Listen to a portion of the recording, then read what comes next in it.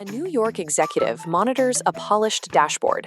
8,000 miles away, an analyst in Pune wrestles with a broken API payload.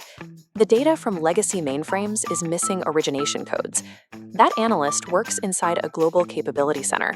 This distributed machine runs the software engineering and risk monitoring for global finance. This data shows the scale of the ecosystem. India hosts over 1,700 of these centers. They generate $64.6 billion in combined annual revenue. Global headquarters built this system to reduce operational overhead.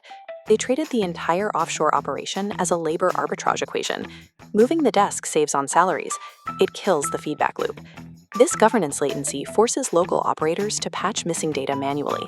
These patches create reporting inconsistencies.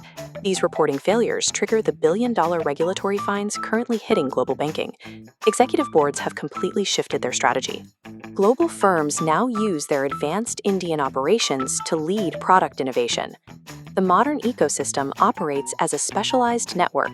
It is not a monolith. The density is extreme. 92% of the entire ecosystem operates within just 6 cities. Bengaluru serves as the core cloud technology hub. Pune hosts the domain pool for automotive software. Hyderabad is currently the fastest-growing center for banking and financial technology.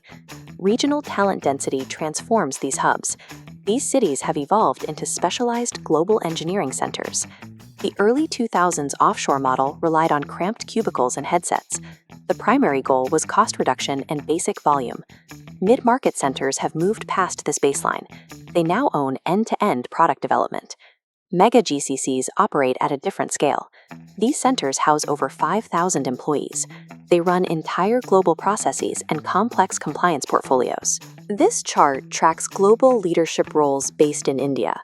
This leadership pool grows at a 40% compound annual rate. Over 30,000 offshore leaders will operate from India by 2030. Value has decoupled from cheap labor. The primary export is now institutional knowledge and leadership. Curing governance latency requires a structural fix. We call this restorative engineering. Enterprises close the 8,000-mile gap by granting the frontline operator true technical agency.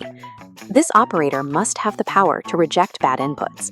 A local analyst needs the authority to halt a broken data pipeline. They must be able to force an enterprise-level correction. Firms from the UK and Japan now operate in India to tap into this localized authority. This empowered model scales rapidly. These centers will drive the global economy toward a $105 billion ecosystem by 2030. Enterprises achieve true scale by distributing technical authority to the operators running the machine. You cannot offshore accountability.